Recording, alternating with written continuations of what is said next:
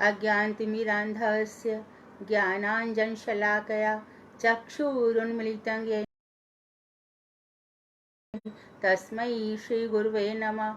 नमो महावदन्याय कृष्ण प्रेम प्रदायते कृष्णाय कृष्ण चैतन्य नामने गौरतुषे नमः। हे कृष्ण करुणा सिंधो दीनबंधो जगतपते गोपेश गोपिका कांत राधा कांत नमोस्तुते। तप्त कांचन गौरांगी राधे वृंदावनेश्वरी वृषभानुसुते देवी प्रणमामि हरिप्रिये। तवैवास्मि ना जीवामि त्वया विना इति विज्ञाय राधिके नय मां चरणान्तिके। गुरुवे गौरचन्द्राय राधिकायै तदालये कृष्णाय कृष्णभक्ताय तद्भक्ताय नमो नमः। वाञ्छाकल्पतरुभ्यश्च कृपा सिन्धुभ्य एव च पतितानां पावनेभ्यो वैष्णवेभ्यो नमो नमः। श्री कृष्ण चैतन्य प्रभु नित्यानंद श्री अद्वैत गदाधर शिवासादि श्री गौर भक्त वृंद हरे कृष्ण कृष्ण कृष्ण हरे हरे हरे राम राम राम हरे हरे। मैं सर्वप्रथम मध्य गुरु पद्म नित्य लीला प्रविष्ट त्रिदंडी स्वामी परमहंसवर परमाराध्यतम ओम विष्णुपाद अष्टोत्तर शत श्रीमद् भक्ति वेदांत श्री नारायण गोसाई महाराज के श्री चरण कमलों में असंख्य कोटि दंडवत प्रणाम कर उनकी अहेतु की कृपा की वांछा करती हूँ। तत्पश्चात परमाराध्यतम नित्य लीला प्रविष्ट ओम विष्णुपाद अष्टोत्तर शत श्रीमद् भक्ति वेदांत श्री वामन गोसाई महाराज के श्री चरण कमलों में असंख्य कोटि दंडवत प्रणाम कर उनकी कृपा की भिक्षा करती हूँ। इसके बाद ग्रंथराज जैव धर्म तदीय रचयिता सच्चिदानंद श्री भक्ति विनोद ठाकुर के श्री चरण कमलों में मेरा कोटि कोटि दंडवत प्रणाम। तत्पश्चात उपस्थित श्रोता मंडली सभी के लिए यथा योग्य वंदन अभिनंदन दंडवत प्रणाम। हम जैव धर्म की नवी कक्षा में नवे अध्याय में प्रवेश कर रहे हैं। तो सच्चिदानंद भक्ति विनोद ठाकुर धीरे धीरे करके सारी बातें खोल रहे हैं कि इस जगत में आएंगे, भजन करेंगे तो चीजें ये भी सामने आएंगी। सबसे बड़ी चीज जो हमारे सामने आती है वो है संग। तो संग की बात अभी बताई कि सबके साथ व्यवहार कैसे करना है। फिर उन्होंने इस बात पे छोड़ी कि जितने भी धर्म हैं सब हमारे वैष्णव धर्म की सीढ़ियां हैं, वो उस लेवल तक नहीं पहुंचे हैं, प्रारंभ किया है। तो ऐसे लोगों के साथ हमारा क्या व्यवहार होना चाहिए। पहले तो उन्होंने बता दिया कि जगत के लोगों के साथ हम व्यवहार कैसा करें, वैष्णव आपस में एक दूसरे के साथ कैसा व्यवहार करें, और उत्तम अधिकार, मध्यम अधिकार, कनिष्ठ अधिकार में जो हैं उनके प्रति हमारी कैसी भावना हो। मध्यम अधिकार वाला उत्तम अधिकार के साथ कैसे रहे। जो गृहस्थ भक्त हैं, गृह त्यागी है, क्या उनमें कोई अंतर होता है क्या। ऐसे बहुत सारे प्रश्नों के उत्तर हमें अभी तक दिए गए। 9वें अध्याय में जैसा कि नाम से स्पष्ट है नित्य धर्म और प्राकृतिक विज्ञान तथा सभ्यता, ये 9वें चैप्टर का शीर्षक है। नित्य धर्म तो शुरू से ही बताते चले आ रहे हैं कि जीव का नित्य धर्म क्या है और नैमित्तिक धर्म क्या है। जीव का नित्य धर्म है वैष्णव धर्म। यही वेदों, पुराणों, उपनिषदों में बताया गया है। लेकिन भगवान की जो तटस्था शक्ति है, वो जो जीव उत्पन्न करती है, तो वहां जीव को भगवान ने स्वतंत्रता दे रखी है। तुम जैसा चाहो उस धर्म को अपनाओ ना अपनाओ, करो ना करो, मैंने उनको फ्री छोड़ा है। तो 2 जगत, चित्त जगत, जीव जगत, जड़ जगत, वहां पे उन्होंने भगवान ने क्या कर रखा है, तटस्थ शक्ति तो दे दी, जीव पैदा ये संसार भी पैदा कर दिया, लेकिन अपने और जीव के बीच में माया देवी रख दी। अब ये माया 2 प्रकार की है। त्रिगुणात्मक एक जीव सत्वगुण, तमोगुण और रजोगुण से अभिभूत रहता है, ये एक प्रकार की माया है। इसको कहते हैं गुण माया।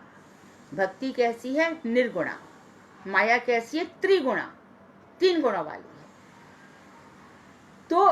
किसी व्यक्ति को सत्वगुण, देश की रक्षा करना, समाज के लिए जीना, सबके साथ अच्छा व्यवहार करना, और भगवान के भजन को वो कुछ नहीं मानता, वह मंदिर इत्यादि में विश्वास नहीं करता, भगवान की श्री मूर्तियों में विश्वास नहीं करता, तो हम उसको सत्वगुणी कहते हैं। रजोगुणी व्यक्ति,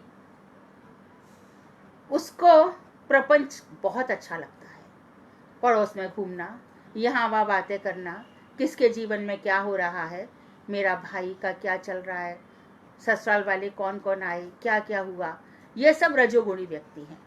और तमोगुणी व्यक्ति के अंदर ईर्ष्या बहुत होती है, उसके अंदर हिंसक प्रवृत्ति रहती है, ये मुझसे आगे कैसे बढ़ गया, वो कुछ नहीं करेगा परंतु दूसरों को भी देख नहीं पाएगा। तो कभी कभी क्या होता है कि जो सत्वगुणी व्यक्ति होता है, वो जो ये तमोगुणी है उसको ही संभालने में लग जाता है। तो ये त्रिगुणात्मक व्यक्ति, हम उनके चिंतन में अपना जीवन बर्बाद कर देते हैं। मामेव ये प्रपद्यन्ते मायामेतां तरन्ति ते, देवी हैषा गुणमयी मम माया दुरतिया। ये जो मेरी माया है ये गुणमयी है, त्रिगुण है, और इसको पार करना बहुत मुश्किल है।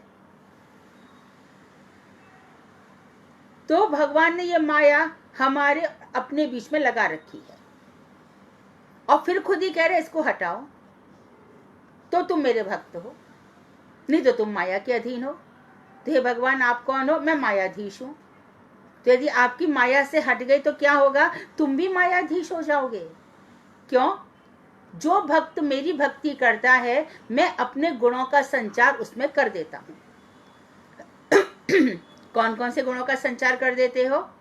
वो सत्य संकल्प हो जाता है, जो कहता है वही होता है, अष्ट गुण उसमें आ जाते हैं। यद्यपि वृद्धावस्था हो रही है, लेकिन वृद्धावस्था उसको अभिभूत नहीं करती।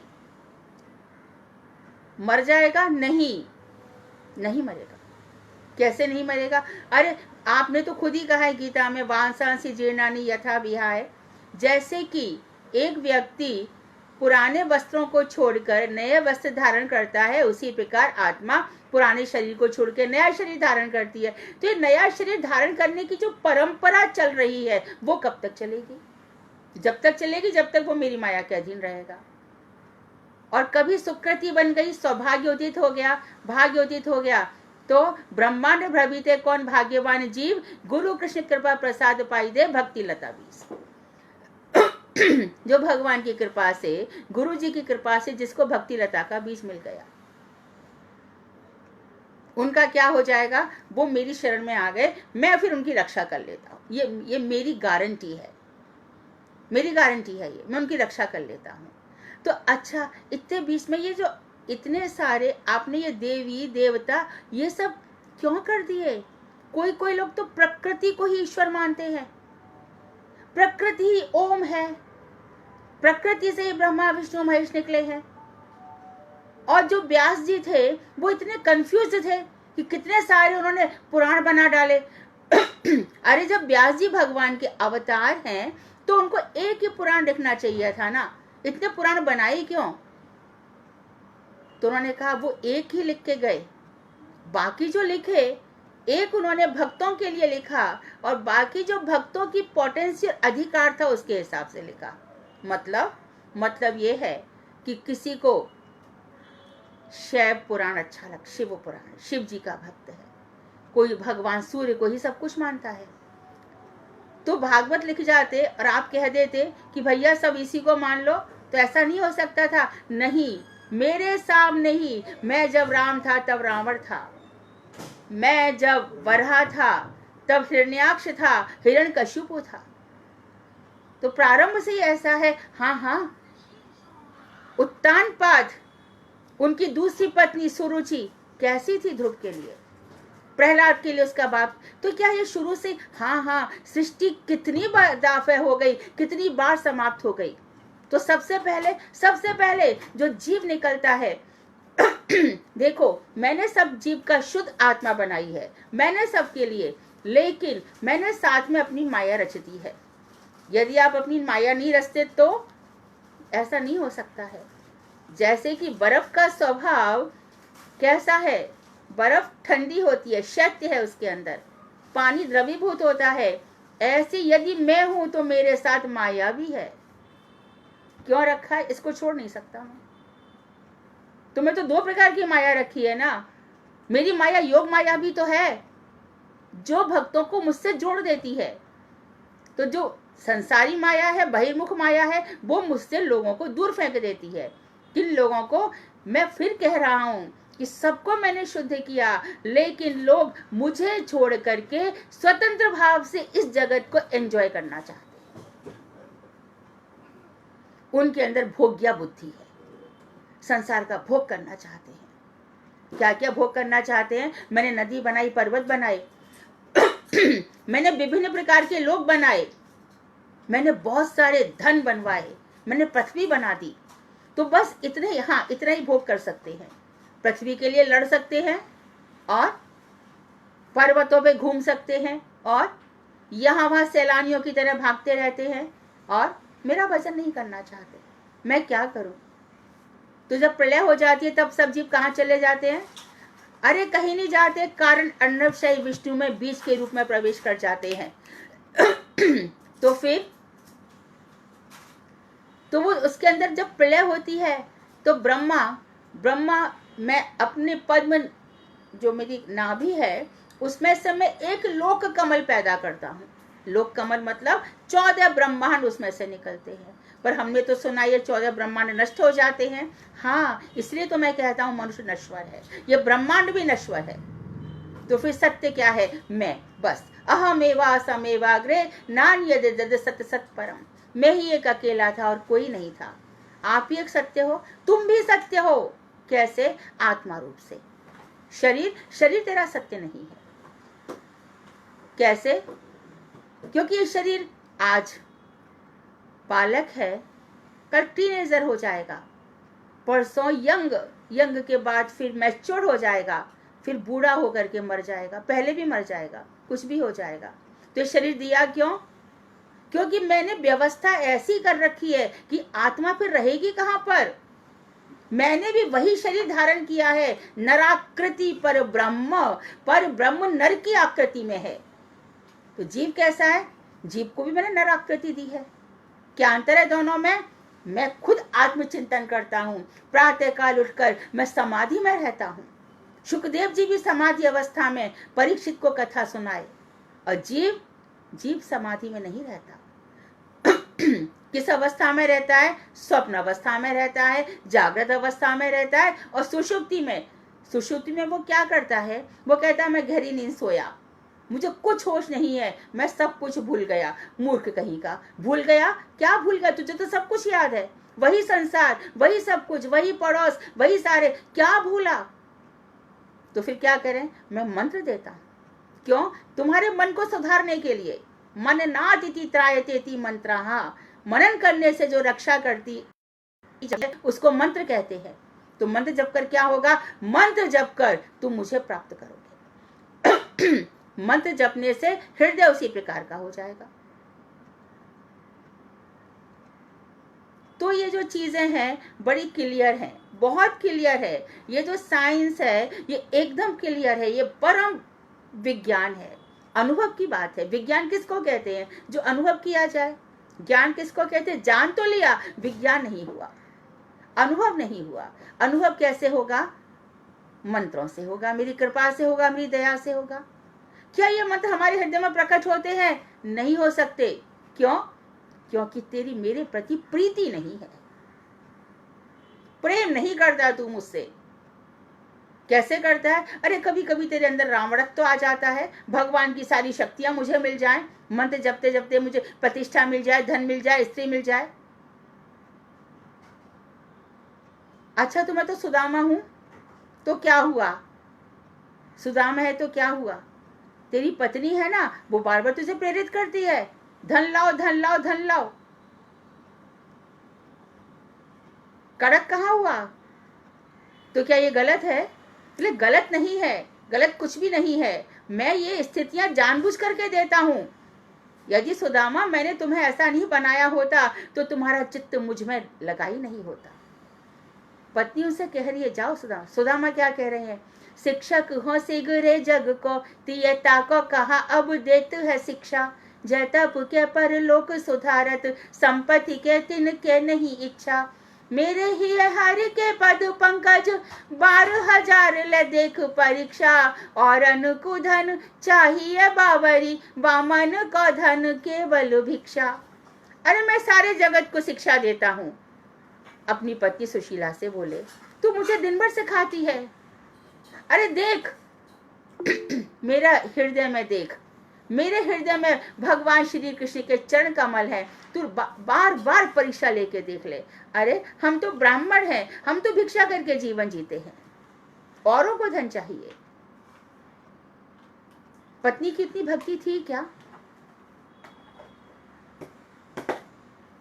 तो इस प्रकार से इस संसार में आगमपाई अवस्था में आते जाते समय हमें बहुत प्रकार के लोग मिल जाते हैं, यही जो नित्य धर्म को छोड़ करके प्रकृति को ही सब कुछ मान लेते हैं, उसका अनुभव भी करते हैं और उसी सभ्यता को भी मान लेते हैं। हमारी सभ्यता को गुरुदेव देश विदेश में जब भी जाते थे, गुरुदेव का हर कोई भी लेक्चर देख लो, मैं सनातन धर्म सिखाने आया हूं, सनातन एटर्नल, जो हमेशा रहेगा, जो तुम्हें आज प्राप्त नहीं हो रहा है, मेरी कथाओं से तुम्हारी सुकृति बनेगी और तुम्हारा अगला जन्म डेफिनेटली इतना ही अच्छा होगा। तो अब इस विषय में बहुत ही सुंदर प्रसंग आगे भक्ति विनोद ठाकुर हमारे लिए बताते जा रहे हैं। तो देखिए, लाहिड़ी महाशय जो हमारे सिंगर हैं, अब बहुत बड़े भक्त बन गए हैं, बाबा जी बन गए हैं और गोद्रुम में रहते हैं, जहाँ पे सुरभि कुंज है, जहाँ पर भक्ति विनोद ठाकुर का भी घर है, वो वहीं पर रहते हैं। वहाँ पे कीर्तन आख्या नामक की भक्ति होती है। अब उनका हृदय बिल्कुल पवित्र हो चुका है। कैसे हो गया ये पवित्र? भजन करते करते और संग करते करते। वहाँ बहुत वैष्णव रहते हैं, हृदय एकदम शुद्ध हो चुका है। यही शुद्ध हृदय भक्ति का मूल है। यहाँ पे भक्ति जागृत होती है, नहीं तो हजारों प्रश्न, हजारों आर्गुमेंट्स, हजारों तरह की बकवास, वो भक्ति नहीं करते। जिनको नहीं करनी है उनके पास ये सब चीजें होती हैं। खाते पीते, चलते फिरते, उठते बैठते, सोते जागते, सब समय हरिनाम करते हैं। साधारण कपड़े पहनते हैं, देखो पहनने में भी अंतर आ जाता है, क्योंकि वो जानते हैं ये शरीर को सजाने के लिए समय वेस्ट नहीं करना है। घंटों पे जाकर के एक साड़ी खरीदी, दुकानदार ने एक मिरर लगा दिया, पहन के साड़ी, नहीं ये नहीं वो नहीं, और फाइनली ली नहीं ली, फिर दूसरे पूरा दिन निकल गया, सर्वनाश। क्या फर्क है? किसको दिखाना है? नहीं, मुझको खुद को, मैं चाहती हूँ कि मैं अच्छी दिखूं, अच्छा दिखूं, अच्छा पहनूं, इसमें क्या है? ये जो बात है ना, कृष्ण क्या इस अच्छी साड़ी से रीझ जाएंगे? अच्छे कोट पैंट पहनकर रीझ जाएंगे? ऐसा देखा नहीं गया, ऐसा देखा नहीं गया है। तो कोई भी ये भी नहीं कह रहा है कि आप मत पहनो या मत पहनो। सहज सुलभ जो हो जाए, समय की बर्बादी मत करो। सहज सुलभ, माँ ने एक अच्छी साड़ी दी है, अच्छा कुर्ता धोती दिया है, पहन लो ना, कोई बात नहीं है, कोई मना नहीं करता, पर उसके लिए समय व्यर्थ मत करो। साधारण कपड़े पहनते हैं, जूता खड़ाव का व्यवहार नहीं करते, क्योंकि बहुत से ब्रजवासी आज भी ऐसे हैं, जब धाम में घूमते हैं तो भगवान की चरण रज है इस धाम में, इसके लिए वो खड़ाव पहनकर नहीं जाते। जाति का अभिमान तो इतना दूर हो गया। कहाँ वो ब्राह्मण करते रहते थे, उनके घर में देवीदास इत्यादि ने कहा कि पिताजी ने तो हमारा सब नाम ही खराब कर दिया, हम इतने बड़े ब्राह्मण हैं। ये सब भी उनके जीवन से निकल चुका है। किसी वैष्णव को देखने के साथ ही श्रद्धा पूर्वक दंडवत प्रणाम करते हैं और बलपूर्वक उनकी चरण धूलि अपने सिर पर रखते हैं। ढूंढ कर वैष्णवों का उच्चिष्ट भोजन करते हैं। देखो भाई, वैष्णवों का उच्चिष्ट इतना आसान नहीं है। वैष्णवों की जूठन खाना, इसमें हमारी श्रद्धा बहुत मुश्किल से होती है। अरे वैष्णव के प्रति श्रद्धा नहीं है तो वैष्णवों की झूठन के प्रति श्रद्धा क्या होगी? जिस वैष्णव को हम मानते ही नहीं है उसकी झूठन खा सकेंगे क्या? लेकिन जिस वैष्णव ने हमारे जीवन का पूरा की पूरा परिवर्तन कर दिया, जीवन में हमारे आनंद आ गया, सब रोग कपट सब कुछ दूर हो गए, उन वैष्णवों का उच्चिष्ट अमृत होता है। इसमें कभी भी वैष्णव उच्चिष्ट में कभी भी मर्त्य बुद्धि नहीं करनी चाहिए कि वैष्णव भी तो हमारे समान नश्वर है। अरे इन वैष्णव को ये बीमारी है, वो बीमारी है, इनका खाएंगे तो हमको बीमारी लग जाएगी। नहीं, वो प्रसाद का कण कण वैष्णव के पेट में जाकर अमृत बन जाता है, क्योंकि वैष्णव के हृदय में भगवान राधा कृष्ण विराजमान है। वो पहले उनको अर्पण करता है, उसके बाद फिर उदर में जाता है। और उदर में भी कौन है? वैष्णव जानता है कि भगवान श्री कृष्ण ने गीता में कहा है, अहम वैश्वानरो भूत्वा पचाम्यन्नम चतुर्विधम। मैं वैश्वानर अग्नि बनकर 4 प्रकार के अन्न को पचाता हूँ। कैसे प्रूव किया? देखो, तुम्हारे सब डॉक्टर कह रहे हैं ना, खाने के ऊपर ज्यादा पानी मत पियो, कहते हैं ना, क्यों? अग्नि जल रही है, पाचक अग्नि जल रही है, उसमें हमने भोजन डाला और हमने क्या किया? क्या पी लिया? कोका कोला, है ना, और कोई भी ठंडा फ्रिज का निकाल के पी लिया, अग्नि बुझ गई, क्या हो गया? डाइजेशन खत्म। अग्नि को तो शांत कर दिया, फिर खाना पचे कैसे? फिर तकलीफ उठानी पड़ती है आंत को। आंत तो जितना सहेगी उतना ही सह पाएगी। इसके लिए कहा जाता है कहने वाले तो बाघभट वगैरह इतना कहते हैं कि आपके 32 दांत हैं तो आप एक गस्से को 32 बार चबाओ। ये संसार में विधान बताए गए हैं। इसलिए क्या कहा गया कि भाई देखो, 50-60 वर्ष के हो गए ना, तो खाने का तो थोड़ा सा आउट करो। किस पे जियो? फलों पे जी जाओ। फलों का जो रस है वो पेट के लिए अच्छा है। धीरे धीरे यदि उम्र बढ़ रही है तो खाना भी कम कर दो। क्या खाएं? फल खा लो, जो कुछ भी। अब बाकी जिसका डॉक्टर बताए जैसे करे, उसके लिए कोई विशेष विधान नहीं है, परंतु हमारे मुनि ऐसा जीवन जीते थे। गुरुजी को मैंने देखा था कि गुरुदेव एक कटोरी चावल खा लिया तो खा लिया, सब्जियां उनकी रहती थी, सब्जी खाते थे। जिस प्रभु जब बनाते थे प्रसाद में, तो प्रसाद में ऐसे बनाते थे, कढ़ाई पे चलाते थे, उसमें पानी डाल करके और फिर सब्जी थाली ढक करके, ऐसे नहीं, वो खूब चलाते थे और उसमें अदरक डालते थे। कभी कभार डाली तो आधी सी हरी मिर्च डाल दी। गुरुदेव बम्बई भी आते थे तो हम लोग देते कि दुष्ट प्रभु किस प्रकार से प्रसाद पाते हैं। चावल इतना सा, उसमें भी फिर दुष्ट प्रभु चावल और मिला करके फिर सबको प्रसाद देते थे। और गुरुदेव को बेल का रस बहुत पसंद था। अनार भी गुरुदेव खाते थे। सुबह मखाने खा लेते थे, और किसी ने बादाम भिगो के दे दिए तो बादाम खा लेते थे। यही उनका ब्रेकफास्ट होता था, और दोपहर को यही खाते थे। शाम को जो 4 बजे होता था तो वो कोई ऐसा बेल का रस या ऐसे कुछ, क्योंकि मैं गर्मियों में जाती थी इसलिए मैंने उनको वही पीते देखा। फिर 8-9 बजे अपना प्रसाद दे करके वही चावल और सब्जियां। रोटी बहुत शुरू में थी मैं, तब मैंने गुरुदेव को, बाद में उन्होंने रोटी खाना छोड़ दिया था। तो ढूंढ ढूंढ कर वैष्णवों का उच्चिष्ट भोजन करते हैं। कभी कभी उनके पास उनके लड़के भी जाते हैं, दोनों बेटे देवीदास वगैरह, किंतु पिता के मानसिक भावों को देखकर खिसक लेते हैं कि पिताजी को तो हमारे अंदर कोई रुचि नहीं है, वो तो भक्ति में ही लगे हुए हैं, तो वहां से खिसक जाते हैं।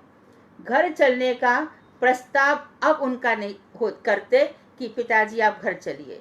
उनका वेश देखकर, उनका व्यवहार देखकर, उनका आचार विचार देखकर अब बेटों की हिम्मत यह कहने की नहीं होती कि पिताजी आप घर चलिए। लाहिड़ी महाशय को देखने से जान पड़ता है कि कोई वेशधारी बाबा जी बैठे हैं। देखो कितना अंतर आ गया, भजन करते करते करते कितना अंतर आ गया। गोद्रुम के वैष्णवों के सिद्धांतों को भली भांति समझ बूझकर उन्होंने तय किया है कि बाहरी वेश लेने से कोई लाभ नहीं, बल्कि हृदय में सच्चे वैराग्य की आवश्यकता है। बहुत ही इंपॉर्टेंट पॉइंट है। बाहरी वेश ले लिया और मन भटक रहा है तो वेश मत लो। कपटी वेश, कपटी का अंत बहुत बुरा होता है। जिसके हृदय में तो कपट है और ऊपर से वस्त्र पहन लिए हैं, उसका अंत बहुत बुरा है। भगवान कपट बिल्कुल सहन नहीं करते। तो मन एकदम शुद्ध रहे, और जब मन शुद्ध होगा, युक्त वैराग्य हो जाएगा, सही वैराग्य हो जाएगा, उसके बाद ही वेश पहना जाए तो ठीक है।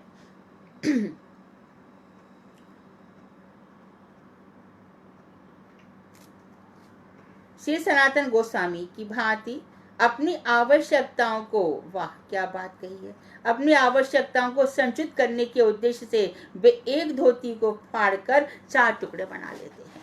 हमारे सनातन गोसाई पाद क्या करते थे, एक धोती मिल जाए 4 टुकड़े, एक बस अधो वस्त्र पहन लिया और एक ऊपर से दुपट्टा डाल लिया, बस ऐसी कुछ पहन लिया। सन्यासी उन्मुक्त वस्त्र पहनते हैं। बाबा जी, इनमें गांठ वगैरह लगाना अलाउड नहीं है ना।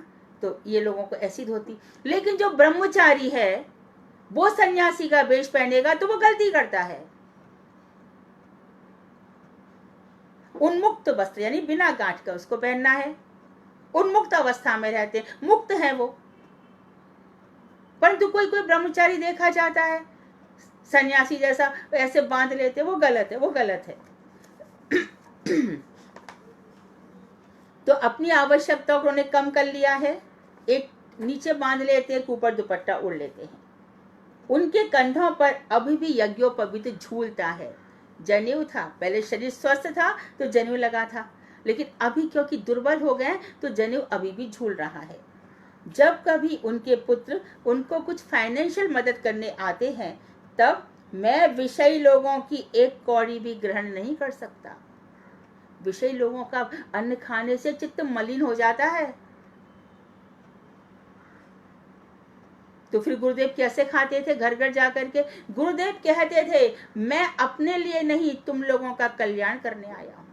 परिव्रजन, परिव्राजक आचार्य, परिव्रजन, घूम घूम कर, पर्यटन कर करके, अपनी सुख सुविधा सबको तिलांजलि देकर, एक एक व्यक्ति के, उसका ही नहीं, उसके माता का, पिता का, सास का, ससुर का, बहन का, भाई का, माँ का, सबका उद्धार करने के लिए गुरुदेव जाते हैं। उम्र हमें दिख रही है, परंतु अभी मुझे इतने लोगों का कल्याण तो और भी करना है, और भी करना है। महाराज जब विदेश जाना बंद कीजिए, नहीं बेटी मैं नहीं जाऊंगा तो इनका भजन तजन सब छूट छाट जाएगा, मेरा जाना जरूरी है। कैसी चिंता है एक एक भक्त की। तो वो लोग क्या बनाया, किताबें छाप दी, पैसे का क्या किया, शुद्ध भक्ति केंद्र खोल दिए, मेरे बच्चे सन्यासी बनेंगे, प्रचार करेंगे, इनके लिए एक आश्रम खोल जाता हूँ, वो तो उनकी भावना थी। इसी तरह से परिक्रमाएं चलेंगी, लोग आएंगे, कहाँ रुकेंगे, कुछ व्यवस्था कर जाता हूँ।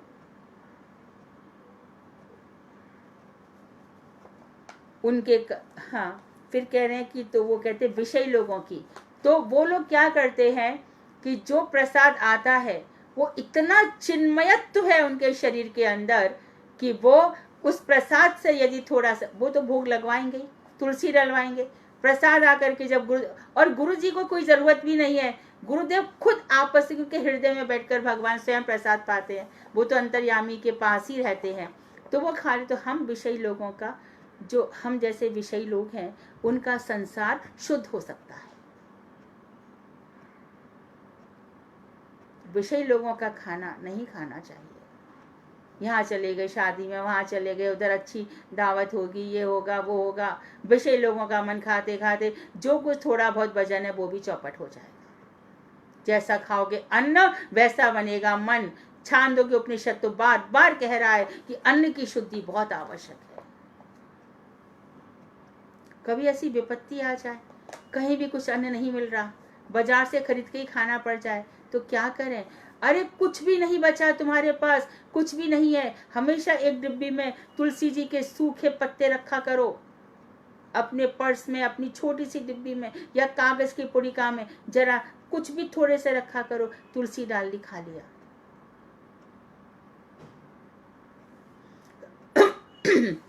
तुलसी जी बहुत शुद्ध, सब कुछ शुद्ध कर सकती है। तो वो नहीं ग्रहण करते, ऐसा कहकर टाल देते हैं। एक बार चंद्रशेखर ने किसी उत्सव में खर्च करने के लिए उनको 100 रुपए देने चाहे थे, किंतु लाहिड़ी महाशय ने श्री रघुनाथ दास गोस्वामी का चरित्र स्मरण किया और उसको अस्वीकार कर दिया। पहले रघुनाथ दास गोस्वामी का पहले तो वहां से आता था सामान, महाप्रभु जी स्वीकार करते थे। धीरे धीरे महाप्रभु जी ने वो सब बंद करवा दिया। रघुनाथ दास गोस्वामी ने, क्योंकि विषयी लोगों का मन है, वो भजन करते नहीं है। मजूमदार जो हिरण्य मजूमदार उनके पिताजी थे, नहीं भजन करते हैं, तो धीरे धीरे छोड़ दिया, त्याग कर दिया। और स्वरूप अभी रघु क्या करता है? स्वरूप अभी रघु अभी वो दरवाजे पर एक हाथ से सहारा लेकर के प्रतीक्षा करता है कि कोई कुछ दे जाए। ठीक है, मैं खुश हूं। उसके बाद रघु क्या करता है? रघु सोच रहा है कि प्रतीक्षा करने में मेरा बहुत समय व्यर्थ चला जाता है, इसलिए सहज भाव से बैठ गया है। कोई दे जाए तो ठीक है, कोई नहीं दे जाए तो ठीक है। कभी कभी कोई नहीं भी देता है। महाप्रभु जी संभ्रांत परिवार, बेहिसाब पैसे वाले को किस तरह से देखो हमको शिक्षा दे रहे हैं। फिर अभी रघु क्या करता है? तो अभी रघु ने प्रतीक्षा करना भी छोड़ दिया। क्या करता है? गाय के जो चिस्ट चावल है उनको उठाता है, धोता है, वही खा लेता है। महाप्रभु जी को जरा भी देखो कितने कुरुत्रापूर्ण ढंग से उनका हृदय बदला है। हम लोग कर पाएंगे कभी? उधर ये भी देख लो ना, विष्णु प्रिया जितना हरि नाम करती हैं उतने चावल गिन करके रखती हैं, बस उतना ही प्रसाद लेती हैं, माता को भी उतने में दे देती हैं। ये है नाम निष्ठता, ये है भजन निष्ठा। ये भी रहे, वो भी रहे, ये भी मिल जाए, सारा सब कुछ मिल जाए, ऐसा कैसे हो सकता है? ऐसा किसी का हुआ तो नहीं है। सबका तो त्याग है। अच्छा, तो रघु गाय का उच्छिष्ट खाता है। अच्छा, फिर एक दिन बिना बताए चले गए जहाँ रघुनाथ दास गोस्वामी बैठे थे। इतने से चावल वो मुंह में डाल रहे थे, महाप्रभु जी ने हाथ में लेकर के उनको रोकने का मौका भी दिया, अपने मुंह में रख लिया। रघु, मैं तुम्हारे इस व्यवहार से बहुत प्रसन्न हूं। तो जीवात्मा, उसने जीवात्मा को कैसे बनाना है? इस तरह से पूरी लगन, पूरी निष्ठा। नहीं, हमें तो वो अच्छा लगता है कि महाप्रभु जी के जो 56 भोग लगे आराम से, बल्लभ कुल की बलिहारी, जब देखो जब तैयारी। अरे अन्नकूट का प्रसाद रोज लगे, गिरिराज जी में बैठो, माल चाक खाओ, एकदम आराम से। ऐसा महाप्रभु जी ने नहीं सिखाया। प्रसाद में जो मिल जाए, तो ऐसा नहीं है कि प्रसाद छोड़ करके चावल खाने। प्रसाद में हमारे अन्नकूट में मिलेगा, बहुत अच्छा। हमारे प्रेमानंद प्रभु के पास चले जाओ, व्यंजन ही व्यंजन भरे पड़े हैं, खूब प्रेम से खिलाते, खाओ, कोई मना नहीं है। लेकिन अपने हृदय को इस तरह से वैरागी में तैयार करना है।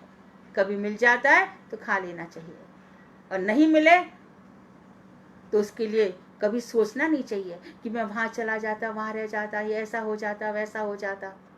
अपने आप को पूर्ण त्याग वृत्ति से रखना चाहिए। संपूर्ण त्याग, संपूर्ण त्याग। 2 प्रकार के भक्त मुझे प्राप्त कर सकते हैं। दामोदर लीला में यही कहा कि क्या होगा? अखिल चेष्टा परायण, मेरे को प्राप्त करने के लिए संपूर्ण चेष्टाएं करे। और आप क्या करोगे? मैं ऐसे पे दया करता हूं। तो दोनों को मिलकर के, आत्मा और परमात्मा, तब ये दोनों मिलकर के फिर सब ठीक चल जाता है। फिर जो करोड़ों जन्मों का यहाँ आना जाना है उसमें स्टॉपेज लग जाता है। एक दिन रघुनाथ दास गोस्वामी की बात हुई। एक दिन परमहंस बाबा जी ने कहा, वही जो वैष्णव दास के गुरु थे, परमहंस बाबा जी ने कहा, लाहिड़ी महाशय, अब आप में तनिक भी अवैष्णवता नहीं है। मैं देख रहा हूं आपके आचार व्यवहार सब जगह वैष्णव बन गए आप। हमने तो केवल वेश ही लिया है, अपनी दीनता दिखा रहे हैं, किंतु आपसे हम वैराग्य की शिक्षा भी ग्रहण कर सकते हैं। आप काफी ऊंचाइयों पर पहुंच गए हो। यदि आपका नाम भी वैष्णव नाम हो जाए तो अति सुंदर हो जाए। आपका नाम नहीं बदला अभी तक, आप लाहिड़ी महाशय नाम और बदलवा दीजिए, तब तो वैष्णव कोई नाम हो जाए तो आनंद आ जाए। लाहिड़ी महाशय ने बड़े विनम्र शब्दों में उत्तर दिया, आप मेरे दादा गुरु हैं, आप जैसा चाहेंगे हो जाएगा। तो बाबा जी ने कहा, आपका घर शांतिपुर है जहाँ अद्वैताचार्य रहते हैं, अतएव आज से हम आपको अद्वैत दास कहेंगे। अद्वैताचार्य के दास, शांतिपुर में अद्वैताचार्य रहते। लाहिड़ी महाशय ने दंडवत प्रणाम करते हुए नाम प्रसाद को ग्रहण किया। तो गुरुदेव ने जो हमें नाम दिया है, कौन सा नाम दिया? जो भी नाम दिया है वो कृष्ण रिलेटेड नाम दिया है, मंजरी रिलेटेड नाम दिया, भगवान श्री कृष्ण का स्मरण कराने वाला नाम दिया है। सबके आगे दास लगाते, दासी लगाते हैं। अभी आप प्रश्न कर सकते हो, दीदी आपका नाम तो बदला ही नहीं। महाराज जी बोले, मेरा भी कभी नहीं बदला बेटी। गुरुदेव का नाम पहले भी नारायण था, ब्रह्मचारी नाम भी गौर नारायण था, और बाद में भी श्रीमद् भक्ति वेदांत नारायण गोसाई महाराज हो गया। गुरुदेव ने ऐसा ही रखा, सब किताबों में नाम मेरा ऐसा ही रखा। तो आप लोग इसके लिए संशय मत करना। लाहिड़ी महाशय दंडवत प्रणाम करते हुए नाम प्रसाद को ग्रहण किया। उसी दिन से सभी लोगों ने अद्वैत दास कहकर पुकारने लगे। वे जिस कुटिया में भजन करते, लोग उसे भी अद्वैत कुटी कहने लगे। भजन का तेज, ब्रह्म तेज, ब्रह्म वर्चस्व रोके नहीं रुकता, वो फैल ही जाता है। सूर्य के पथ पे बादल क्या करेंगे, कोई रुकावट नहीं डाल सकते। इसलिए यदि हम भजन करें तो हमारे भजन का जो तेज है, ब्रह्म तेज, कृष्ण को आकर्षित करेगा ही करेगा। भक्ति का पहला लक्षण है कृष्ण आकर्षणी, कृष्ण को आकर्षित करने वाली। तो लाहिड़ी महाशय अर्थात अद्वैत दास के एक बाल्य बंधु थे, बचपन के एक मित्र थे। उनका नाम था दिगंबर चट्टोपाध्याय। मुसलमानी राज्य के बड़े बड़े पदों पर, ओहदों पर उन्हें नौकरी की और बहुत सारा धन इकट्ठा किया और काफी नाम भी कमाया था, संसारी नाम। अधिक आयु होने के कारण नौकरी छोड़ दी और अब वो अंबिका गांव में रहने लगे थे, कालना, जहाँ पर गौरीदास पंडित रहते थे। गांव पहुंचते उन्होंने कालिदास का पता लगाना आरंभ किया। पता चला कालिदास यानी कि हमारे लाहिड़ी महाशय का बचपन का नाम है कालिदास, यानी काली को, अब यहाँ प्राकृत आया ना, प्रकृति, नाम भी आ गया काली। और एक कालिदास और है संस्कृत के विद्वान, विद्योत्मा वाले। विद्योत्मा को अपनी पांडित्य पर बड़ा गर्व था, ये कथा सब जानते हैं।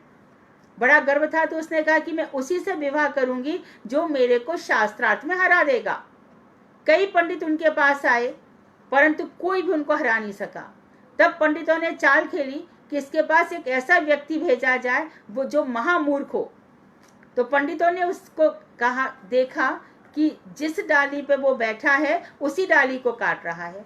उन्होंने कहा इससे बड़ा महामूर्ख कौन सा होगा। तो कहा कि देख, तेरी जो मूर्ख लोग हैं वो विवाह के नाम से बड़े खुश होते हैं, देख तेरा विवाह कराएंगे राजकुमारी से, ये तू हमारे साथ चल। बढ़िया बढ़िया कपड़े पहना दिए और उनसे कहा कि तू ये कहना कि मैं इशारों में बात करता हूँ, मैं जवाब नहीं देता, क्योंकि बोलेगा तो 1 मिनट में विद्योत्मा भगा देंगी उनको। तो वो सब सामने बैठ गए विद्योत्मा के पीछे, उनको विद्योत्मा के सामने रख दिया और कहा इशारों से बात करना। विद्योत्मा ने हाथ का इशारा किया, तत्व 5 हैं। तो कालिदास ने समझा कि ये मुझे थप्पड़ मारना चाहती है, तो उसने कहा मैं इसको घूंसा मारूंगा। पंडितों ने अर्थ किया कि 5 तत्व तो हैं लेकिन सब मिलकर 1 है। तो इस तरह से इशारों में कई सारे इशारे हुए, बात हुई। तो विद्योत्मा ने अपनी पराजय स्वीकार कर ली। विवाह तो हुआ पर समझ नहीं पा रही थी कुछ, जैसे तैसे। और जब दरवाजा कहा कि आप जब देखा कि ये कुछ बोल नहीं पाता है तो विद्योत्मा ने उनको निकाल दिया कि तुम यहाँ से चले जाओ।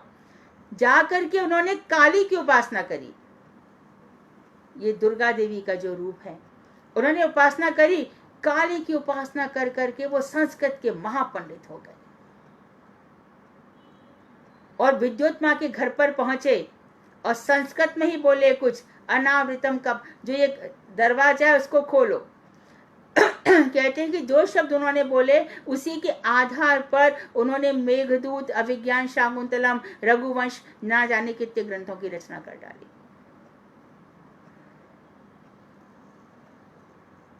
तो कालिदास, उनका अभिज्ञान शाकुंतलम, रघुवंश, ये मेघदूत, ये बहुत ही सुंदर ग्रंथ हैं संसार की दृष्टि से।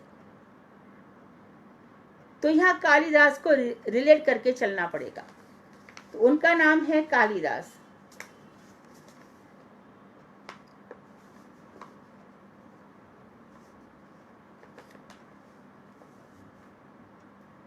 दिल्ली, कहाँ थी मैं,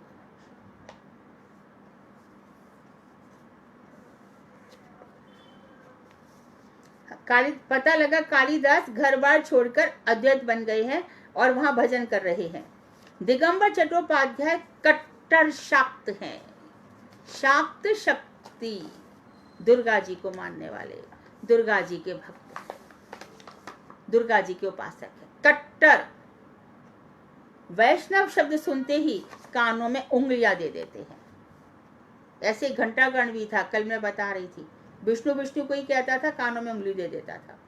अपने परम मित्र की ऐसी अधोगति, हाँ वो वैष्णव बन गया, अरे बाप रे तो बाबा जी बन गया, क्या कर डाला इसने, उन्होंने कहा अधोगति, एकदम नीचे गिर गया है वो।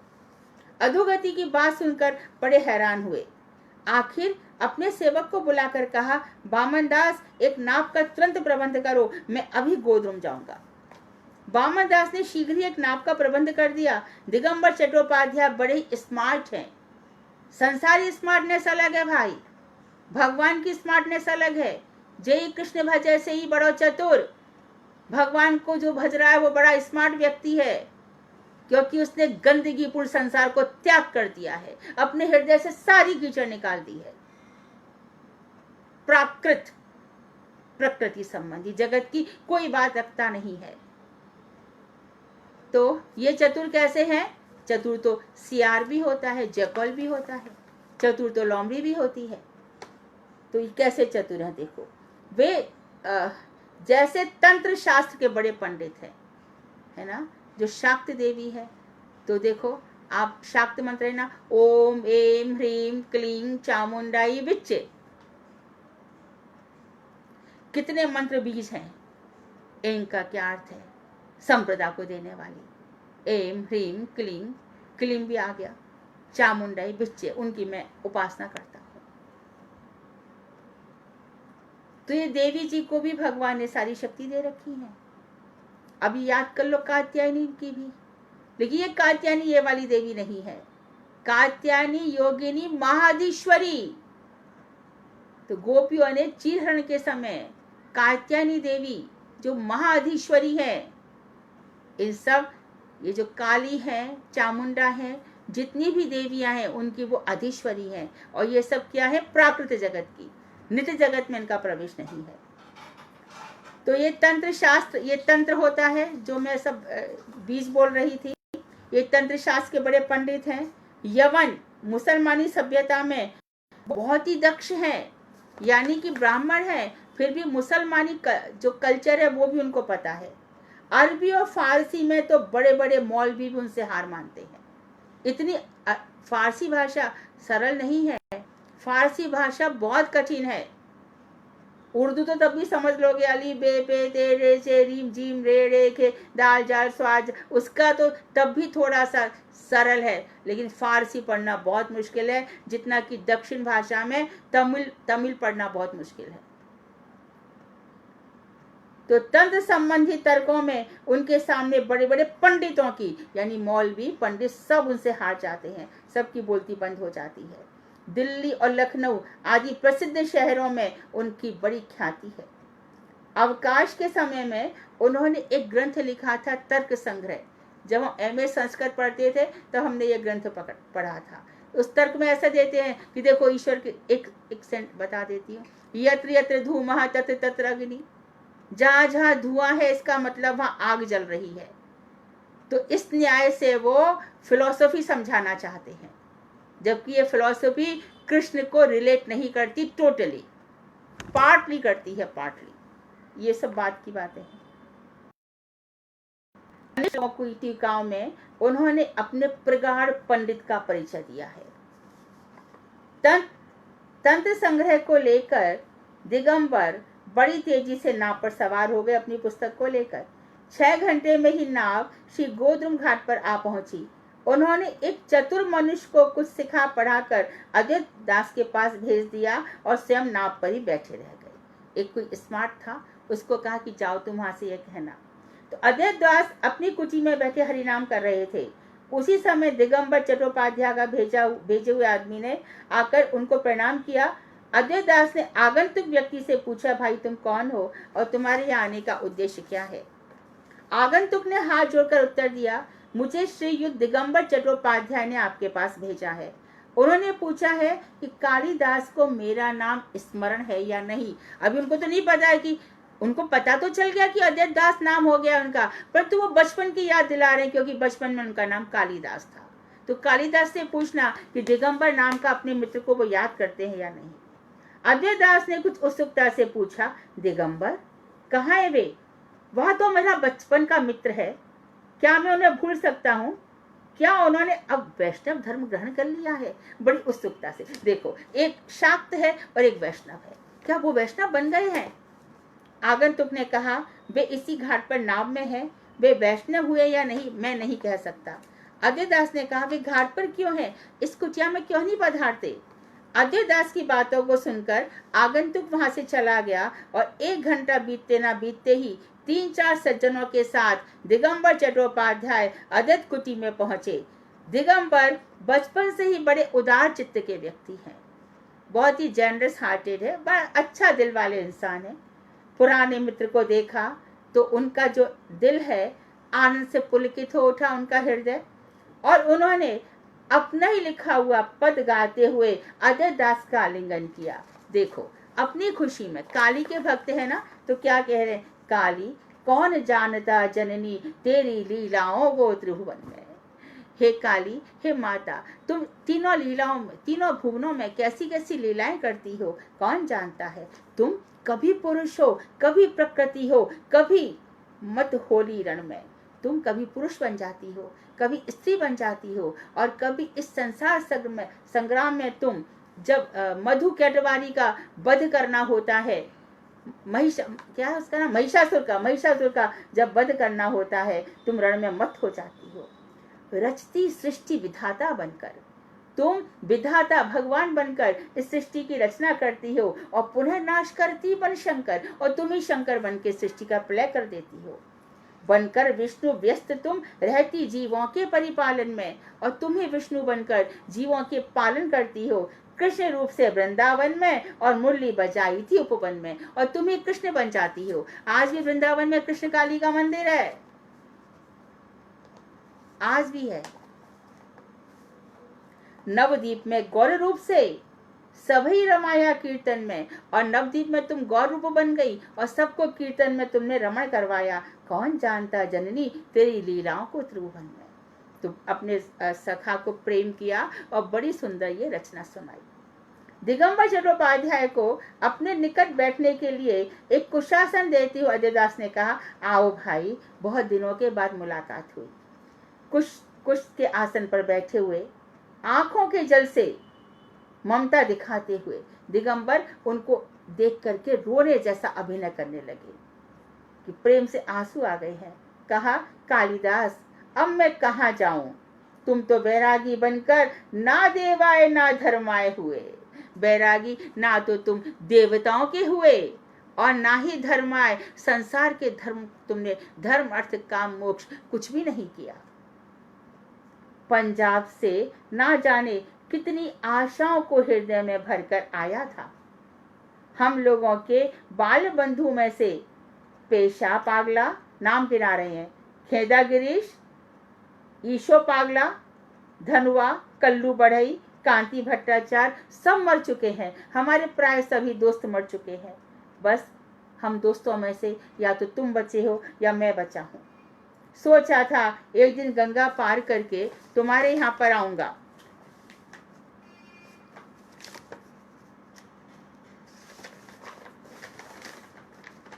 और तुम दूसरे दिन गंगा पार करके अंबिका मेरे घर पर पधारोगे। जीवन का जो बचा हुआ समय है परस्पर गाने गाएंगे, तंत्र पढ़ेंगे, शाक्त मंत्र जहाँ पर रहते हैं बिता देंगे।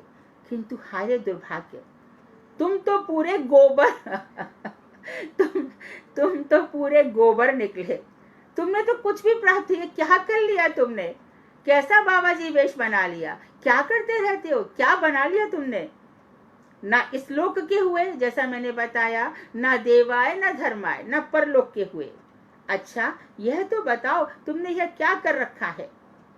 अद्वैत दास ने देखा कि बड़े विकट आदमी से मेरा पाला पड़ गया। कैसे पिंड छूटेगा? किसी प्रकार बाल्य बंधु से इसके हाथ से छुटकारा मिले तभी मेरा मंगल है। ऐसा सोचकर उन्होंने कहा, दिगंबर क्या तुम्हें याद नहीं? देखो क्या कह रहे, इन्होंने क्या कहा। एक दिन हम लोग अंबिका में गुल्ली डंडा खेलते खेलते एक पुराने इमली के पेड़ के नीचे जा पहुंचे थे। पुराने इमली के पेड़ के नीचे। दिगंबर, हाँ हाँ खूब याद है, गौरीदास पंडित के घर के निकट। अंबिका कालना गौरीदास पंडित चलचल ठाकुर जहाँ पर है, सूर्यदास के पंडित के भाई, इन्हीं की बेटियों से, सूर्यदास की बेटियों से, जानवा वसुधा से नित्यानंद ठाकुर का जन्म हुआ। तो उन्होंने जानबूझ करके याद दिला दी और कहा कि इमली का पेड़ है ना, दिगंबर याद कर रहे हैं, जिसके नीचे गौर निताई बैठे थे। अद्वैत दास, हाँ हाँ भाई हाँ, थोड़ा कान में अच्छा लग रहा है। खेलते खेलते तुमने कहा था इस इमली के पेड़ को छूना नहीं। फूफी का लड़का, हमारी बुआ का लड़का इसी के नीचे बैठा था, छूने मात्र से ही वैरागी हो गया। आज भी उनका जो असर है वहां अभी तक है। दिगंबर बोले, ठीक ठीक, मुझे खूब याद है। वैष्णवों के प्रति तुम्हारा तनिक झुकाव देखकर, मैंने देखा था तुम बचपन से वैष्णवों के प्रति तुम्हारा झुकाव था। तब मैंने कहा तुम गौरांग के फंदे में अवश्य पड़ोगे, चैतन्य महाप्रभु के जाल में अवश्य पड़ जाओगे। तो अद्वैत दास बोले, भाई मेरा तो सदा से यही भाव रहा है। उस समय उनके फंदे में अब पड़ा तब पड़ा हो रहा था, लेकिन अब तो मैं पड़ी गया हूँ। दिगंबर बोले, मेरी बाह पकड़ कर निकल आओ, मैं तुम्हें निकाल देता हूँ उस फंदे से। इस फंदे में मत रहो, अच्छा नहीं है। अजय दास बोले, भाई इस फंदे में ही बड़ा सुख है, ये जाल बड़ा अच्छा है। ईश्वर से प्रार्थना है कि मैं चिरदिन इसी जाल में पड़ा रहूं। तनिक इस जाल को तुम भी तो छू कर देखो। दिगंबर बोले, मैंने सब छुआ हुआ है, उसमें दिखावटी सुख तो अवश्य है, वास्तविक सुख कुछ भी नहीं है। अजय दास बोले, तुम जिस जाल में हो उससे कभी सुख पाओगे? कभी नहीं, भूल कर भी ऐसा मत समझना। तो बहुत सुंदर प्रसंग हुआ। एक शाक्त के फंदे से हटा रहा है और दूसरा महाप्रभु के फंदे से हटा रहा है। आगे कल विचार करेंगे। वांछा कल्पतरुवैश्य कृपा सिंधु एव च पतितानां पावनेभ्यो वैष्णवेभ्यो नमो नमः।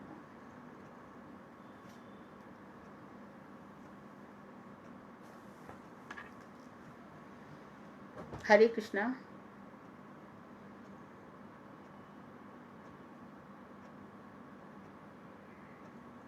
Any question? हरे कृष्णा दीदी, धन्यवाद प्रणाम। हरे कृष्णा।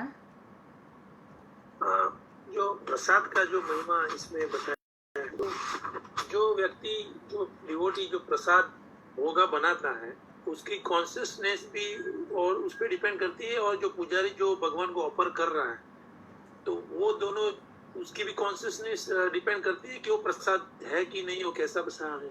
अच्छा, जिसने भगवान के लिए बनाया तो मंत्र दीक्षित रहेगा, और जो पुजारी है वो भी जो जनेऊ पहना हुआ है, उसने जिनको गुरुजी ने पहना रखा है, उस जनेऊ से वो मंत्र बोलेगा और उसके बाद भगवान को अर्पण करेगा। कभी कभी हम देखते हैं कि प्रसाद बनाते टाइम भी, भोगा बनाते टाइम भी कॉन्शियसनेस कभी ठीक नहीं रहती। तो ऐसे कॉन्शियसनेस में अगर वो बनाया तो भगवान उसको एक्सेप्ट करते हैं कि नहीं करते? शास्त्र में ये बात साफ लिखी हुई है कि दीक्षित व्यक्ति का ही अर्पण किया हुआ प्रसाद भगवान खाते हैं। तो जो दीक्षित व्यक्ति है उसके अंदर कहीं ना कहीं तो भावना ये रहेगी कि मेरा जो बनाया हुआ प्रसाद है वह भगवान तक पहुंच रहा है। और फिर यदि हमें ऐसा लगता है कि नहीं, उसका मन कहीं और था, ऐसा कहीं और था, वो कनिष्ठ अधिकारी तो है ही, कम से कम उसका भी तो अच्छा अपमान नहीं कर सकते। अच्छा यदि वो मंत्र में दीक्षित है तो भगवान ले लेंगे, क्योंकि अच्छा अपि चेत सुदुराचारो, उसको हमें बार बार याद करना पड़ेगा कि दुराचारी व्यक्ति भी बहुत शीघ्र महात्मा बन जाएगा। मंत्र में दीक्षित है तो अवश्य ही ग्रहण करेंगे, जहाँ उसकी कॉन्शियसनेस उस लेवल तक पहुंची कि नहीं पहुंची। अच्छा, वही मुझे जानना था, क्योंकि प्रसाद लेने में, प्रसाद पाने में भी किसने बना, वही मुझे थोड़ा कंफ्यूजन था कि नहीं, प्रसाद भी हम वहीं पाएंगे, दीक्षित व्यक्ति ने अर्पण किया है और पुजारी जी ने जो उनको यज्ञोपवीत पहनते हैं उसको लेकर के इदम नैवेद्यम समर्पयामि क्लीम कृष्णाय गोविंदाय गोपीजन वल्लभाय स्वाहा, कितने सब मंत्रों से भगवान को अर्पण करते हैं, तुलसी जी देते हैं, वहां से जो प्रसाद आता है वो तो अमृत ही है। अच्छा, ओके ओके जी, थैंक यू। हरे कृष्ण। हरे कृष्ण।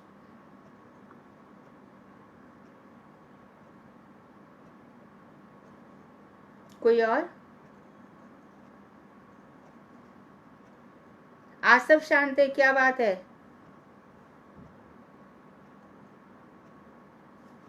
ठीक है, फिर कल मिलते हैं। हरे कृष्णा दीदी, दंडवत प्रणाम। हाँ दीदी, मेरा ग्रंथ से तो कोई क्वेश्चन नहीं है आज, बट थोड़ा सा एक छोटा सा क्वेश्चन है, पता नहीं पूछना उचित है, मगर मैं मन में यही बनाई हूँ कि मैं आपसे ही पूछूंगी। दीदी, जैसे कि कोई भी व्यक्ति अगर किसी को बदनाम कर रहा हो, जैसे उस पे आरोप लगा रहा हो कि गलत झूठा आरोप लगा रहा हो, और वो डिवोटीज है, तो उसे क्या करना चाहिए दीदी? किसको क्या करना चाहिए, तुम्हें या उसको? किसको क्या करना चाहिए?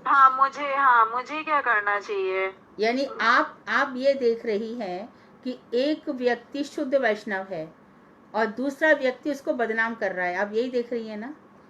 हाँ, बिल्कुल, वो वैष्णव नहीं है, बस ऐसे ही संसारिक व्यक्ति है। तो उस व्यक्ति को आउट करो ना, अपनी लाइफ से आउट करो। तुम क्यों उसकी बातें सुनती हो? अच्छा, नहीं, मेरे साथ तो नहीं हुआ है, बट मेरे बच्चों के साथ हुआ है। तो लड़का बड़ा एकदम घबराया हुआ है, मैं उसको समझाई, एक माँ क्या बोल सकते हैं दीदी, मैं तो ऐसे रहती हूँ अपने बच्चों के साथ, पूरा कोशिश करती हूँ कि हम माँ बेटा का रिश्ता ना रखे, भक्तों का रिश्ता रखे। मैंने उसको बहुत समझाया कि ऐसा नहीं है, कोई बात नहीं, ये सब दिन भी देखने पड़ते हैं। तो उसके दिमाग में यही आ रहा है कि वो पैसे वाली हैं, इसीलिए मेरे साथ ऐसा किया। मैंने बिल्कुल भी नहीं, किसने बोला पैसे वाले? और उसका बंद ही नहीं हो रहा, रोना ही बंद नहीं हो रहा। अब मैं उसको जवाब भी देने नहीं जा रही। आपने अभी बोला कि शुद्ध वैष्णव के साथ, अभी आप कह रहे हो कि आपके बेटे के साथ, तो मुझे नहीं, वैष्णव नहीं, मैंने बोला वो वैष्णव है और कोई मतलब उसको बदनाम कर रहा है, मैंने ये बोला दीदी। तो ये इसका आपके बेटे से रिलेशन तो नहीं रहा ना? हाँ, नहीं, बेटे से नहीं।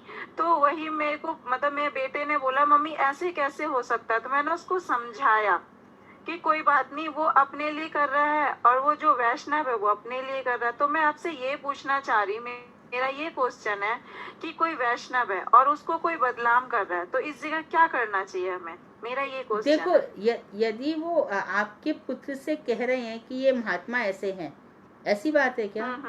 तो अपने बच्चे से कहो कि देखो, उनकी बात मत सुनो, तुम वैष्णव के प्रति अपना सम्मान रखो, क्योंकि तुम्हारे बच्चे का भी तो भजन बढ़ा ही है। उस जो अपराधी है उसका संग निकाल दो एकदम। अच्छा, ये पैसा और ये सब भजन में कुछ मायने नहीं रखते हैं। पहले तो उसको पैसे की बात बताओ कि पैसा ये शरीर नहीं है, पैसा बाहर की वस्तु है। तुम मत देखो पैसे आज है कल नहीं रहेगा तो क्या होगा। तुम उसको एकदम मैंने समझाया। हाँ, बिल्कुल अलग कर दो। अपराधी के साथ एक क्षण भी नहीं रहना चाहिए। तो तुम्हारा बच्चा इतना अच्छा भजन कर रहा है, इतना उनसे हमारा मतलब मतलब कट आउट कर दो, कोई बिल्कुल, मतलब हाँ, नहीं है। एकदम मतलब नहीं। उसे जवाब देना भी जरूरी नहीं है, ये है ना। बिल्कुल बिल्कुल आउट जवाब करो, क्योंकि बच्चा इतना छोटा है, अभी उसका माइंड भी इतना छोटा है, वो घबरा गया, कुछ हो गया तो क्या होगा। तो उसको परिपक्व इस अवस्था में बनाओ कि तुम्हें भजन करना है, ऐसे लोगों को जीवन में स्थान नहीं देना है। वो पैसे वाला है, गरीब है, वो जाने, हमारा कोई लेना देना नहीं उससे। हाँ ठीक है दीदी, कल से मैं यही सोच रही थी कि मैं ये आपसे ही पूछूंगी, क्योंकि बेकार में है ना बहस करने से अच्छा है कि है ना हमें उनसे दूर हो जाना चाहिए। बिल्कुल बिल्कुल, यही हाँ, शास्त्रों में मैं आज्ञा है, किक आउट। हम्म, मेरी भी 2 बेटियां, मैं सीधा ही उनको फटाफट 1 मिनट में आउट करते हैं वो लोग, 1 सेकंड में। क्योंकि कहाँ तक किससे बहस करोगे, अच्छा दीदी। कहाँ तक बहस दीदी करेंगे, आर्ग्यूमेंट कहाँ तक। इसी में तो, और इतनी देर में तो अपनी माला हो जाएगी। जब भक्ति प्रज्ञान केशव गोस्वामी महाराज अपने आसन पे विराजमान थे, तो उन्होंने देखा कि उनका एक शिष्य नीचे झांक रहा है और कोई बहुत ही एकदम स्वर में भगवान का भजन गा रहा था, लंबे लंबे स्वर से। तो वो उसकी धुन में खो गया। आकर के जब बताया तो बोला, हाँ मैं देख रहा हूँ तेरे को, बहुत अच्छा गा रहा था। बोले नहीं, वो समय बर्बाद कर रहा था, इतनी देर में तो तुम्हारी कितनी माला हो जाती। प्रभु बाजी निकले अपने घर के बाहर, 100 करोड़ जब किया, तब संसार में उन्होंने प्रचार किया। तो जो तुम्हारा बच्चा तुम्हारा साथ पाकर माला कर सकता था, तुम दोनों के बीच में उसको आना ही नहीं है। बेटा आउट करो, हमारे ऐसे लोगों से कोई, तुम्हारे बड़े जीवन है, कितने ही ऐसे लोग मिलेंगे, बिल्कुल तुम हट जाओ, एकदम हट जाओ। हाँ दीदी, मैंने यही बोला, बिल्कुल भी हम साइड हो गए, हमें कोई मतलब नहीं है। मैंने उसको हाँ। ये समझाया। इतना रोए जा रहा है, मैंने क्यों रो रहे हो, मत रो, है ना, बिल्कुल भी नहीं, घबराना नहीं है, कोई बात नहीं, पैसा वाला क्या करना।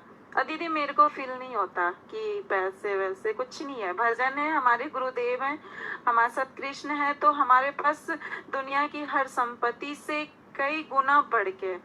तभी तो बच्चों कहते को हैं भी कि, मैंने तभी तो कहा गया कि पैसा हजारों हजारों बुराइयां लेकर के आता है। उसको पैसे का मद इतना है कि वो वैष्णव अपराधी बन गया। अब उसका पतन होगा, तो उसके पतन होगा, वो कहाँ जाएगा, उसके पहले अपने बच्चे को बचा लो उससे। ठीक है दीदी, यही पूछ रही थी। हरे कृष्णा दीदी।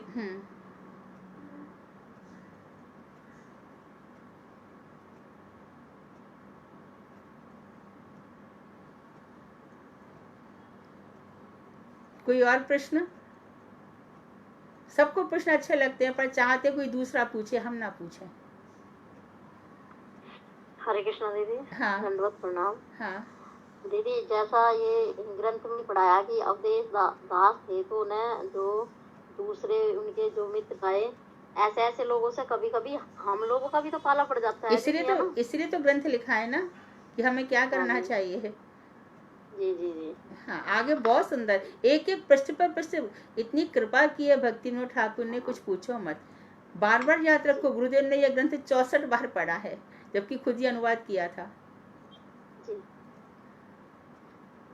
ठीक है दीदी, बस। हाँ हरे कृष्ण दीदी। ठीक है। हाँ ठीक है। हरे कृष्णा दीदी। हाँ हम भी तो कट्टर साथी है। आप राधा जी से रिलेट करते हो तो ठीक है, परंतु हमारे यहाँ ऐसा कहा जाता है कि जो शाक्त है वो अकेली नहीं है, शक्ति और शक्तिमान है ना, ये दोनों में अभेद है, दोनों एक हैं। राधा और कृष्ण दोनों एक हैं, सत्य चित आनंद। तो भगवान राधा जी के बिना नहीं है और राधा कृष्ण के बिना नहीं है। शक्ति शक्तिमानो अभेदा, लेकिन वो दोनों एक है। ना सो रमण ना सो रमणी, दोनों पेशल जान। एक अवस्था प्रेम विवर्त अवस्था ऐसी आती है, दोनों एक हो जाते हैं। तो कभी भी राधा जी का राधाष्टमी पे भी हमारे गौड़ीय संप्रदाय में थोड़ा सा मतभेद है। कुछ लोग राधाष्टमी के समय व्रत करते हैं, कुछ लोग, लेकिन हमें यही आदेश दिया गया है कि राधाष्टमी पर व्रत नहीं करना है। 12 बजे तक हम रहते हैं, जैसे कि अद्वैत शक्ति के अद्वैताचार्य के लिए रहते हैं या किसी के लिए रहते हैं, लेकिन गुरुदेव ने मना किया था, हमारे मठ में कोई व्रत नहीं करता। क्योंकि हमारे जितने भी आचार हैं सब शक्ति तत्व हैं, सभी सब आश्रय जाती हैं। तो ऐसे करेंगे तो कब तक व्रत करेंगे? सबके लिए करना पड़ेगा, फिर सबके लिए ही करना पड़ेगा। तो इसीलिए राधा जी के अनुगत्य में करना है।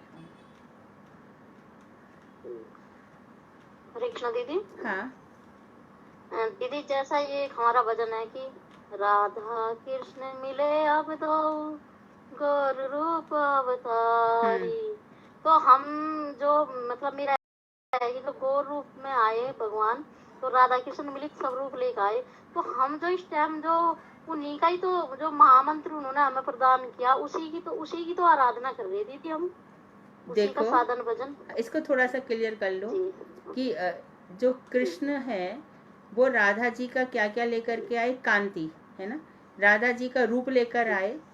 हृदय तो उनका खुद का ही है, हृदय उनका, पर भावना उन्होंने अपने हृदय में राधा जी की रखी। राधा भाव द्युति सुवलित, उनको लपेट करके आगे राधा जी की अंग कांति सबके। अब ये जो मंत्र है हरे कृष्णा, तो यहाँ हरा राधा जी हैं और भगवान श्री कृष्ण हैं। हरे राम जो राधा जी के साथ रमण करते हैं। तो इसका ये मतलब नहीं है क्योंकि गौरांग महाप्रभु अभी भक्त के रूप में है कि आप इस मंत्र को गौर की उपासना कराने में लगा दो, ऐसा नहीं होगा। राधा कृष्ण की में लगाना। हाँ, और राधा, ये ठीक है कि हमारे श्री कृष्ण राधा जी के भावों का आस्वादन करने के लिए गौरांग महाप्रभु बनकर आए, पर गुरुदेव कहते हैं कि गौरांग महाप्रभु को जब समझ लोगे अच्छे से तभी तुमको वृंदावन धाम मिलेगा। लेकिन मंत्र में राधा कृष्ण की उपासना है।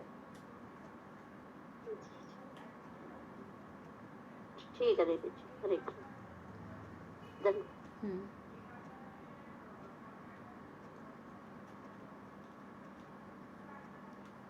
अच्छे प्रश्न पूछते हो, कुछ और? चलो कल मिलते हैं।